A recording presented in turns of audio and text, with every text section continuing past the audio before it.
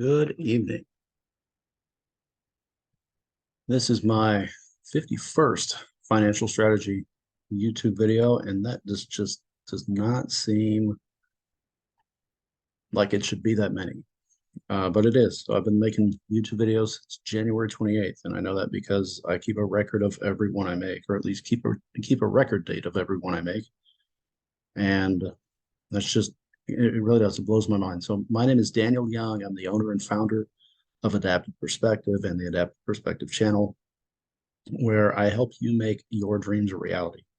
And yes, if you've been following my videos for a while, maybe for new, but that is my why. Like that's my mission statement. And it's housed at the front, which is up several places from where it used to be on the list. The statement again is I help you make your dreams a reality. So why is the mission statement or why is the why statement about dreams and not about financial freedom? Because we all have different dreams. And all of those dreams are finance based. And I could make this only about investing, but that doesn't really talk about why I'm investing or why you're investing.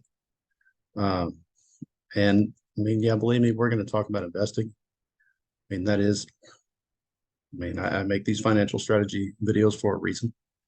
But knowing our why is important, and knowing why you're taking the time to invest in your learning and improve your investing strategy is just as important.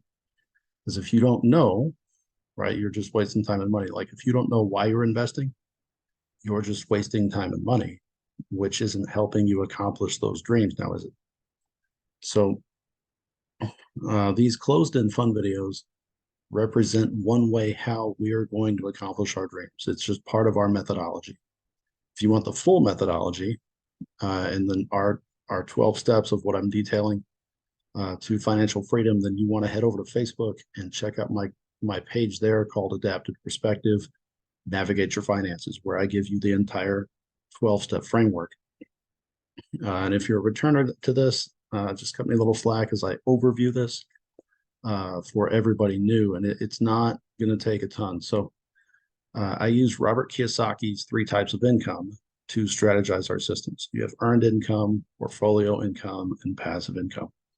I talk about earned income and passive income on Facebook, talk about portfolio income and overall financial strategy, like evaluating internet financial memes on YouTube, and then I house all of those financial memes on Pinterest. So getting down to business, let's talk a little bit about using our strategy of closed-end funds. So our closed-end fund portfolio is built on lasting dividends and not the gradual sell-off of own funds, which I've made several videos about that crappy 4% rule, which is really more like a 12% rule for one person. I've talked about the 60-40 flaws. I've talked about a lot of different reasons or a lot of different strategy related topics about how the current financial advice is flawed and how it's setting you up to fail or setting your retirement up to fail. Our portfolio is different. So it's built on lasting dividends and not the gradual sell-off of our own funds. We're building we're building a no withdrawal portfolio with the goal to retire or supplement a retirement through the dividends instead of slowly cashing out the portfolio. And if we target dividends and not the traditional 2% dividends, like 9% dividends, we can keep those principal funds invested and earn the dividends while we either reinvest the dividends or cash them out as needed. So how do we do this? I mean, the easy answer is we have a closed-end fund master spreadsheet that has everything. It's got a consolidation of data. It's got filtered data. It's got data that I've filtered for me that I'm sharing with you. It's got our portfolio history, our dividend history, our current portfolio, our current dividends, as well as at least the past 4 weekly strategy sessions. So as I get into this more, this is an unedited video. I mean, who knows what you hear as I film these in my house. It's kind of the witching hour of our cats. They've been fed and currently they're strolling. So really, who knows what you hear. Disclaimers. See the disclaimers below. The only two I'll mention here are that I am not a financial advisor. I am a financial strategist. Oops, I don't want to do that. Sorry, stuff on my end. So I am not a financial advisor. That I am a financial strategist, and I don't speak like the herd. I walk in limited company, and sometimes I walk alone, and I'm okay with that. So how do we sort out all these closed-end funds? So there are currently 433 closed-end funds. I mean, you can pause this video anytime you want. This is our spreadsheet. So 435 lines minus 2 is 433. Average yield across all funds right now is still just 8.79%, meaning some pay small, some pay huge, some don't pay at all. Black is nixed out based, or say dark gray is nixed out based on these reasons. We own everything in light blue. Purple is recommended by somebody. And these are what the asterisks mean. So triple asterisk is a buy alert based on a significant difference in current pricing. Closed-end funds can sell at discounts. So either when they can sell at premium, so they can sell for less than they're worth, and they can sell for more than they're worth. When they are selling at a discount, specifically a discount that is significantly different than their 5-year and or historical discount, then that's a good time to buy. The dollar cost average alert works for us and stuff that we already own. And then the single asterisk, like these funds we own, so we're tracking them, but at the same time, they're not on that let's say a higher priority watch list. So as you look at these tabs at the bottom, and this spreadsheet is what we own. These are the current averages of what we own and all of that. Our dividend calendar anticipated versus current, and then I have a history section, and then now there's 1, 2, 3, 4, 5 current videos based on previous weeks. So how we make the new one.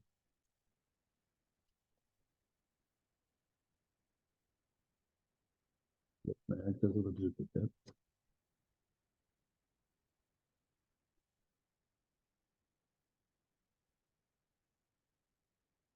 We go back to the master. So we're going to look at discounts and then targets.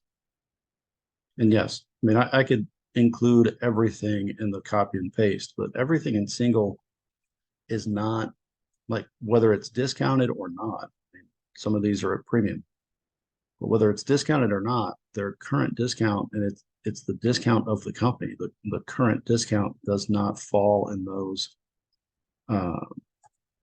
those brackets. So we take the triples that I've already gone through. We paste them into the new one. Current I like for when we look at what we currently have. So initially, it's a screen of, is anything still in premium? So all of these are still discounted.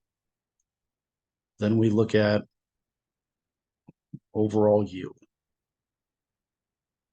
Reverse. We've been specifically targeting everything with 9 and above.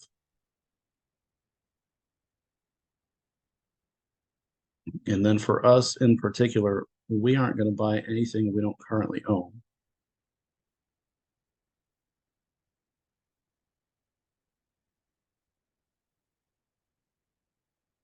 So that leaves this. So all significantly different discounts, all crazy discounts, all amazing yields.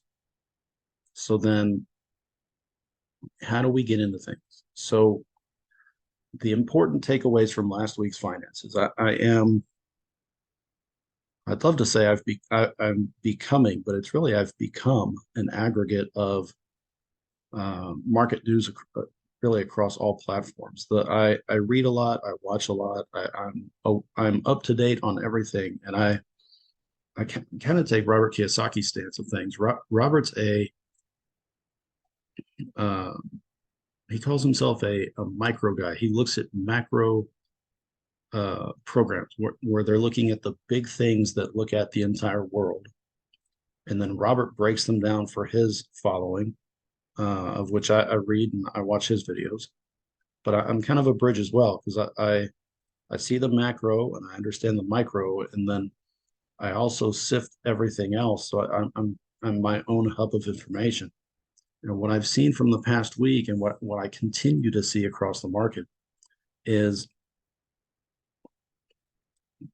there's this overall looming fear, right? The coming recession that nobody predicted. But honestly, if you read the right people, that there's been talks of a recession for at least 2 years. So there's fear of the S&P 500 dropping to 4,200 or below in the coming week. CNN's the only accurate thing on CNN is their fear and greed index. Um, that's at 36. Last month it was as high as like 70 and 80. Uh, the Fed is hinting at more rate cuts, at least one more rate cut, at least one more or rate increase. The Fed's hinting at least one more rate increase this year before possible rate increases next year. But at the same time, you've got the Fed hinting that they'll cut rates next year. And their recent PR, recent media day, said the economy is doing better than they anticipated. Really? Like, in what world is our economy doing better because of the Fed? The Fed caused this problem. Now the Fed's fixing this problem, and they say the economy's better. Um, yeah, not true. So the Fed continues to hint that the hope for soft landing of things is really more like a pipe dream. Um, the the whole recession stuff, if you watch the news circuit, which I prefer to not watch the news circuit, I read articles because I don't have to pay attention to the whole dog and pony show and fake questions and pumped up answers and all that jazz. So if you look at the experts on all of these shows, they all kind of make the circle. And between the Fed's hoped for soft landing and their um, doubts about further rate increases and hopeful rate cuts, the last two of these points have spooked the supposed experts, right? So last week, at the end of the week, every market didn't do great because you have all these people afraid of a coming recession and continued rate hikes. But if the experts had actually done their job, they would have told their followings that the recession is already coming and already happening. It's been that way for 2 years at least, if not more. I'd wager it's been there at least 3 years. And you have this new batch of investors. Like, we always have new investors into the market. It's the most sketchy investor because they're so hesitant to put money in the market, but then the market tanks and then they pull money right back out. And that's why we see the huge, just volatile swings. One, because the experts aren't experts, or at least the supposed experts making all these talk show and syndicated news stuff. Those aren't the experts, because if they were, they should have predicted this, right? But those experts are pumping everybody's fears, and then you have the new investors who are causing the volatile swings. Not helpful. Uh, of what we can see going forward, of what the people I read and trust. I read a lot, but the people I trust is a select few. Only group I trust is the contrarian outlook. Um, so if you're looking at the market at large, right, utilities are a good buy when the market's great and when the market's down because they just pay, right? Bonds are supposed to be the go-to counter to inflation, but when you bought the bonds is important. And then who you bought them from is just as important. I read an article today that said this one advisor was encouraging people to buy bonds and buy them from individual firms, but that means you have to do a ton of research. And not that you shouldn't do research, but taking on the investment of buying individual bonds from individual companies takes a ton of research. That's not me. So as we look at where we're going to go, right? Bonds are great, but individual bonds from random companies, not my thing. Real estate. Uh, if you look at the parts of the market that have been hit the hardest, you look at bonds, real estate, utilities, consumers, all that stuff. So for us, I like the idea of real estate bonds because,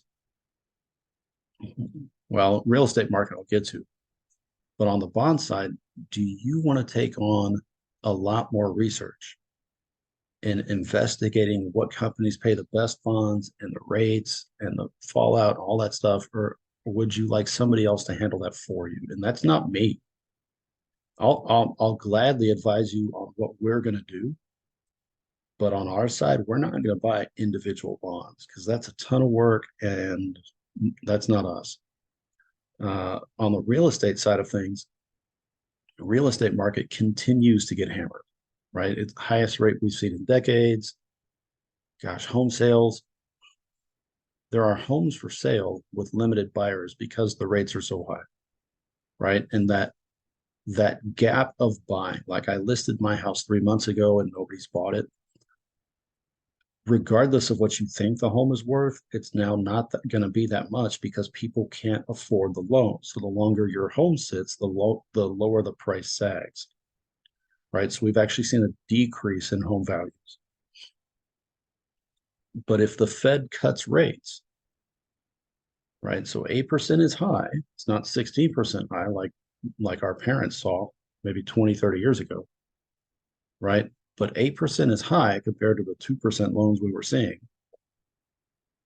So if all of a sudden the Fed cuts rates, what do you think is going to happen to the housing market? People who could not afford a house with an 8% loan, right? Maybe they can afford a house with a 6.5% loan. It's going to spike another buying frenzy. So decreased rates will set off a new buying frenzy, which means home prices will go back up. And then you have the industrial side of things. You have businesses still coming off the lockdown haze. You've got industrial sites that are weighing down the real estate investment trust world, right? And that's going to rise and fall. Like with the lockdowns, a lot of people found out that they didn't need the space. Elon Musk, whether you like the guy or not, he could either pay the loan on this building that he didn't need, or he could let the loan lapse and go into bankruptcy and pay less for the bankruptcy than he would paying the loan for the building. Right? We're still seeing that. Twitter lost a ton of employees because they didn't need them. Right? Whether you agree with that or not, they didn't need them. Right? Musk wants people to come into work, but there are a lot of other technological. Oh gosh, hopefully this actually still plays right now. Still recording. All right. A lot of businesses didn't need the office space, but now they're having to cover the office space with their people working at home. Now they don't need the office space, so it's kind of the same thing. Do I pay the rent or not? So we're still going to cycle through that. So if we can use that idea, like if we can target bonds and if we can target real estate through closed-end funds and get things at a discount, I think that's a really good strategy. So if we go back to share the screen, so all of these sell for discounts, and they're all priced to where there's a significant difference between their current pricing and their historical pricing. So, and yes, we own them all. And I don't get any credit. I don't get any kickback. I don't get anything if you buy these funds. That's not the point, right? But if we can weed out the funds that don't fit the mold, then we have a good starting point. So HFRO is all about bonds. They've got some other stuff, but it's all about bonds. And it's got the craziest discount. So for every dollar invested, you're getting it for 40% off. That's like paying 60 cents for every dollar invested. That's an insanely good deal. Their sister company, significantly different on pricing, slightly different structure. GLO and ZTR are portfolios in a can. FGB is private equity or business development. So if we nix those, these are convertible. They convert between their stocks and bonds convert based on what the better deal is. That there's more to it than that, but that's a really short synopsis. KYN is oil, energy transfer, and utilities. These are technology. IGR is all real estate investment. So what I pulled up is HFRO, NCV, one of the Virtus funds, the convertible funds, and then IGR. And I've done several videos on KYN and their portfolio overall. So do they fit the mold? I mean, are they bonds? No. Are they real estate? No. But oil will be insanely valuable 40, 50 years from now, just as it is today. So as that market goes up and down, like every other market goes up and down, this will retain its value and increase. And you can figure out if you want to sell it or not, right? But they pay a amazing dividend. So HFRO.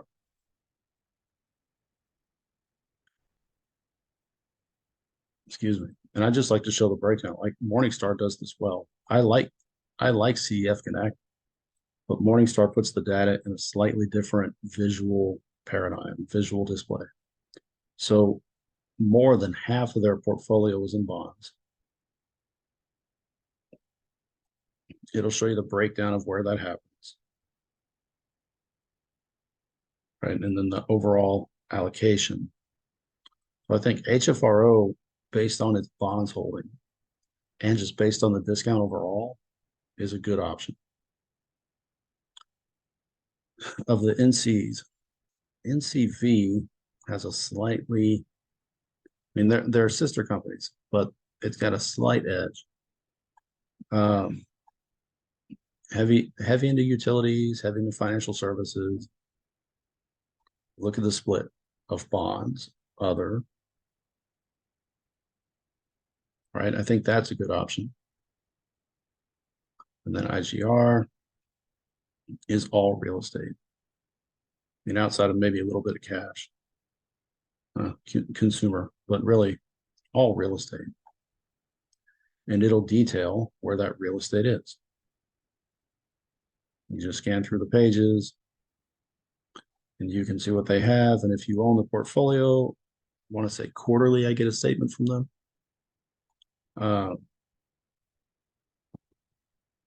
Yeah, but the real estate too, it's real estate like you would think it would be. Like, so Simon Property Group, that's the Simon malls. So that's the mall plus what's in the mall. Public storage, pretty cut and dry. CubeSmart, the same thing. Crown Castle it does not sound like what it relates to. Crown Castle is one of the cell phone towers. So when you say if you bought Verizon stock, Verizon rents cell phone towers from Crown Castle, and Crown Castle rents those to more than just Verizon. So when you buy Verizon, you're buying the name, but they don't own their own cell towers anymore. Crown Castle owns the cell towers. So do you want the name or do you want the person managing all the data? Uh, in the IGR portfolio is Crown Castle.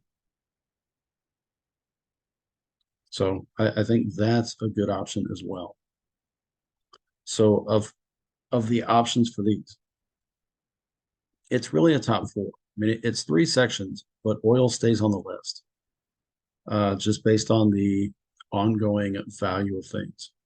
And now all of these will fluctuate, right? But when I asked about who you would want to invest or maybe invest with, do you want to take on the individual investments of bonds? Like pick pick a bank, pick a carrier and buy their bond. Or do you want an expert who will invest, well, say, and get corporate investment grade bonds and handle all of that for you? With a closed end fund, it's like a mutual fund, but better. You get access to everything in the portfolio. You get it at a discount because the shares are closed and that there's a limited number of shares. So when you look at money coming into the market, new investors create volatility, right? The very volatile rise and fall of stocks. The experts aren't helping that at all. But closed-end funds are a smaller corner of the market, so they're a little more volatile than regular stocks. That being said, it's a closed number of shares. If Coca-Cola ever sold out of every single share, they could really just pick a share out of thin air and hand it to you, and it would not impact the other number of shares and the value of such. Closed-end funds have a closed number of shares. It really is supply and demand. So as things go well, right, and the volume of shares shrinks, the price goes up. As things go bad and the volume of shares increases, the price goes down. It's a closed system. It's really supply and demand. So that new money in the market impacts the broader market overall, that volatility we see. It also impacts the closed-end fund market because it's a smaller corner of the market. And people normally take money out of the closed-end fund section quicker because it's a smaller corner of the market. But if we target our investments based on discount and based on historical discount, now there are tons of funds that are discounted. We come back to this master. There are tons of funds that are discounted, right? And there are funds that are in premium, like you'll pay more for them than they're actually worth, right? You could argue that you're getting a good deal because you're getting it for less than it's worth, right? 99 cents compared to $1. Most people like the penny saving, but it's pretty much the same thing, right? But are you getting a good deal compared to how that fund normally performs? Like all of these, let's see, we own this company. So it's currently at 245. Last week, I think it was at 5 or 6. Historically, it's about 5. 5-year discounts about 1.37, right? So currently, it's a good deal because it's double or about double that 1.37 mark, right? But it's not near the -5. What I dislike about this company, of what I've learned, or what I continue to learn on this journey, I like dividends, and I like dividends that pay, that don't fluctuate a lot, and that ideally go up. And USA is those things. But what I don't like is that it's an automatic dividend reinvestment program. So it's a DRIP, dividend reinvestment program, meaning they pay a dividend, and I do track those dividends. But it also means they take the money back. So it's like, here's your whatever the current, I'll show you on our breakdown. So every time they pay dividends, we make this, right? So since we've started with the company, this is our dividend return of investment. That's great. This was one of the first closed-end funds we bought. I went March, maybe April. Yeah, March of 2021. Okay, we've seen a 23% return on that initial investment. But none of that money has ended up in my pocket. Now, I haven't withdrawn any dividends. I've reinvested everything that we've been paid, but I've never actually seen those dividends because that dividend reinvestment takes, yeah, that 64-cent dividend. So it pays me, which is now this, but it pays me, and then it takes it right back and it invests into the company on its own. Now, over time, I mean, that's our average purchase price, but it's really less than that. Over time, our overall purchase price has dropped because of these added shares. But it's also not money in my pocket because I would like to invest the dividend where I would like to invest the dividend. And if it came down to it, if I wanted to withdraw the dividend, I would want to withdraw the dividend. With this type of fund, I never see the money. It comes into my account and then it automatically leaves, and I have no control over that. Right? It pays a great dividend, but it's not the kind of dividend that I want to own long term. Which this fund, and I didn't know this before I bought it. I wish I had known this before I bought it, but where we were at the time, I don't know if it would have mattered. This fund's the same way. It's a great biotech fund, but it's an automatic dividend reinvestment. And that's not helpful to me long term. So neither made the cut. HFRO is corporate bonds expertly managed. NCV is mostly convertible stocks and bonds, expertly managed. KYN is oil, energy transfer, utilities, expertly managed. And then IGR, same thing. It's all real estate. Now, you could buy any of these on your own, right? And that's the diversity advice of all of these experts.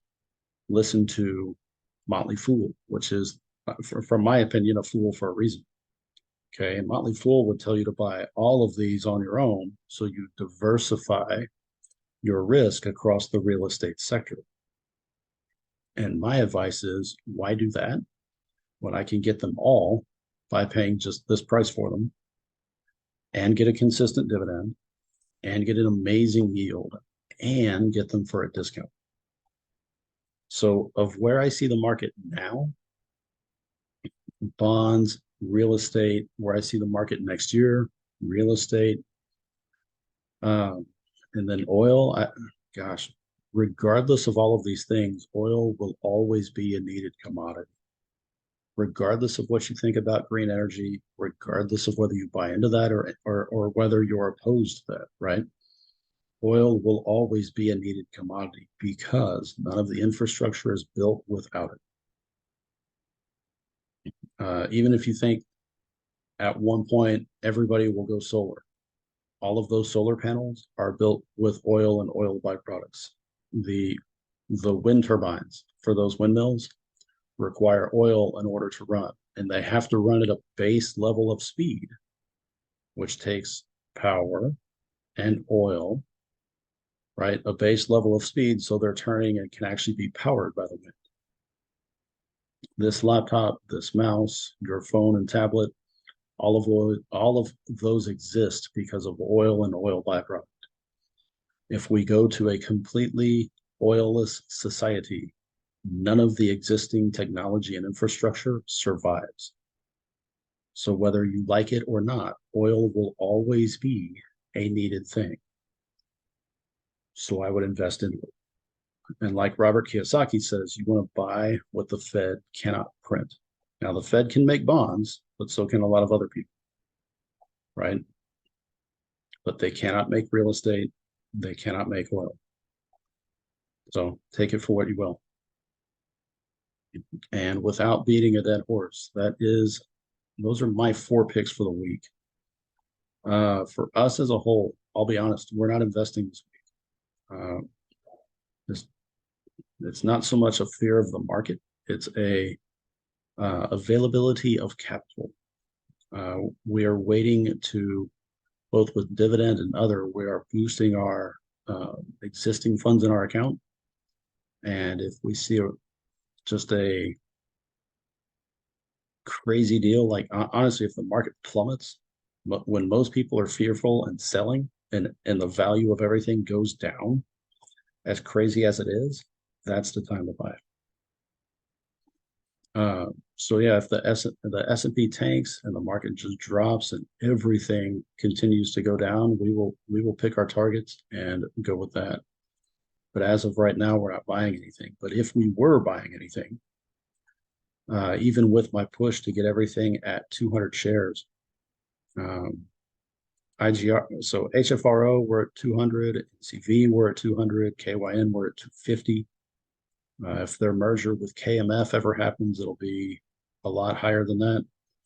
IGR, we have 150 shares and 50 shares at a much lower price, much lower price based on discount, based on historical discount, and one that, gosh, it would be a great dollar cost average buy for us. That's tempting. But even still, we're not looking to buy anything on Monday, but we'll see how the week goes. I mean, who knows by end of week, if play the if game all you want, but we'll reevaluate every day. So hopefully this was beneficial to you. It's a slightly different video, slightly longer video than normal. But if you like the content, consider subscribing to my channel, hit the like button, and then also head over to Facebook and join my group there called Navigate Your Finances. As you approach the week and as you approach the rest of your life, you are the captain of your ship. Captain it well. Lead well. You have the power to change your life and your financial future. Many people will offer to help you, but you've got to get really good at filtering out the good stuff from the bad, right? And in the end, that decision comes to you as captain. So you got to do a good job. You got to filter. You got to think in present mode, but also you got to project and look long term, right? So captain your ship well. And you really do. You have a ton of power to change your life and your financial future. Right. So think about it, do your research, right? And then make the decision and go with it. So whatever you're up to, make it happen. If it would happen on its own, it would have already happened, but it hasn't, which means you're going to have to make some adjustments. So if you want your dreams to become your reality, you are really going to have to make them happen. And when you do, you will shock your world. This is Daniel Young signing off. I will see y'all on another video. So have a great week. Bye-bye. Oh, bye-bye.